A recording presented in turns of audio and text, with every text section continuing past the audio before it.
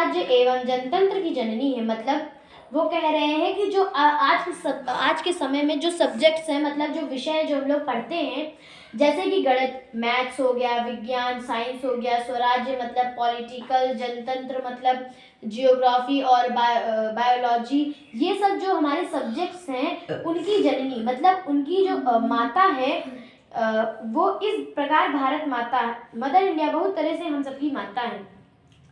मतलब कि जो जननी है उन सबकी वो संस्कृत भाषा है। जो हमारे सब्जेक्ट्स हैं उन सबको जो उत्पन्न की वो हमारी संस्कृत भाषा है, और उन सबका जो ज्ञान है वो भारत से उत्पन्न हुआ है। तो वो कह रहे हैं इस प्रकार भारत माता, मतलब इस तरीके से उन्होंने इतना सब हमारे लिए उत्पन्न किया है। तो इस तरीके से जो भारत माता है वो उन्होंने कहा है मदर इंडिया, मतलब भारत को माता कहा जाता है तो इंग्लिश में इसको कहेंगे मदर इंडिया।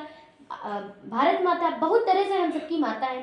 मतलब वो कह रहे हैं कि उन्होंने इतना सब कुछ हमें दिया है, इसलिए वो बहुत तरीकों से हम सबकी माता है, हम सबकी जननी है, हम सबकी उत्पन्न करने वाली माता है।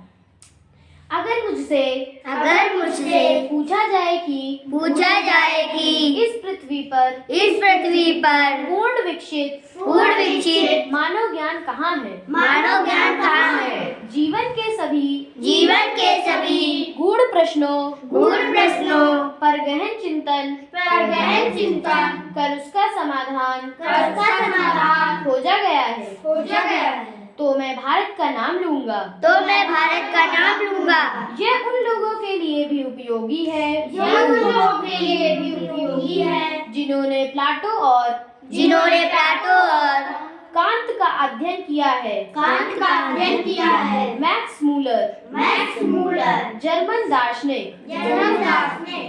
इस पॉइंट में एक जो महान व्यक्ति है मैक्स मूलर, जो कि जर्मनी के व्यक्ति हैं, पढ़े लिखे व्यक्ति हैं, जो कि कह रहे हैं अगर मुझसे पूछा जाए, अगर मैक्स मूलर कह रहे हैं कि अगर मैं उनसे पूछा जाए कि इस पृथ्वी पर पूर्ण विकसित मानव ज्ञान कहाँ है, मतलब पूरी तरह विकसित, मतलब अब उसमें डेवलप होने में कुछ भी बचा ना हो, उस ज्ञान में आदमी मतलब इंसानों के जो ज्ञान है उसमें कोई भी कुछ बचा ना हो डेवलप होने का, वो ज्ञान इस पूरी पृथ्वी पर कहाँ है? जीवन के सभी गूढ़ प्रश्नों पर गहन चिंतन का उसका समाधान खोजा गया है। मतलब कि वो कह रहे हैं जीवन के सभी जो गूढ़ मतलब गहरे से गहरे जो प्रश्न हैं उनका गहन चिंतन, मतलब उनको सोच कर उनका चिंतन करके उसका समाधान खोजा गया है। मतलब कि इतना सब कुछ हमारे भारत ने किया है कि उन्होंने सबसे छोटे से छोटे प्रश्न को ढूंढ कर उसके उत्तर दिए हैं और उसका समाधान किया है। तो वो कह रहे हैं इन सब क्वेश्चंस का आंसर मैं इस प्रकार दूंगा, मैं कहूँगा कि तो मैं भारत का नाम लूँगा। मतलब कि ये कह रहे हैं भारत में पूर्ण विकसित मानव ज्ञान है, मतलब पूरी तरह डेवलप्ड मानव ज्ञान है, विद्या है, और सभी छोटे से छोटे प्रश्नों का आंसर दिया गया है ढूंढ कर। यह उन लोगों के लिए भी उपयोगी है, ये कह रहे हैं कि यह उन लोगों के लिए भी उपयोगी है जिन्होंने प्लाटो और कांत का अध्ययन किया है। ये प्लाटो और कांत दो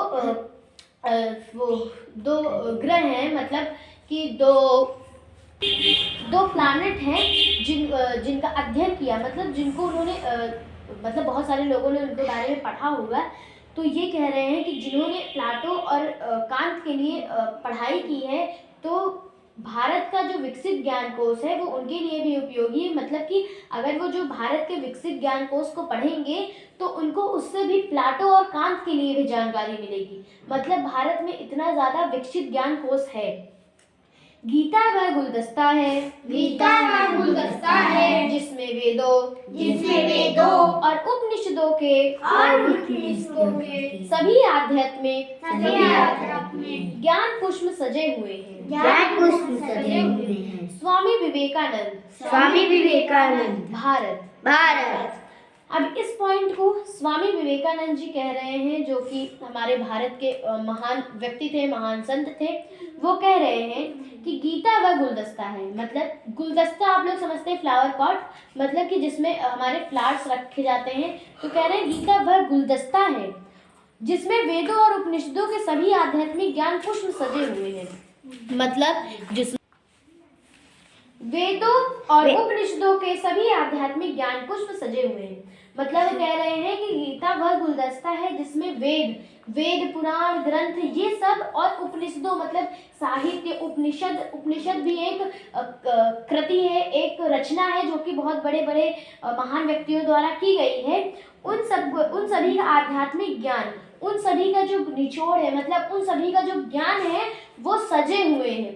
मतलब कि वो पुष्प, देखो फ्लावर पॉट में पुष्प रखे जाते हैं, फ्लावर रखे जाते हैं, तो कह रहे हैं कि उन सभी का जो निचोड़ है वो एक फ्लावर की तरह हमारा भारत गुलदस्ता है, और जो हमारा ज्ञान है वो हमारा पुष्प है।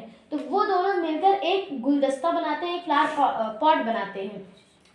उन सभी का जो निचोड़ है वो हमारे भारत में है। तो हमारा वो कहना चाहते हैं कि हमारा भारत इतना ज्ञानी, इतना खूबसूरत है। वह धरती भारत है, जहाँ सबसे पहले पुस्तक लिखी गई थी, और जहाँ से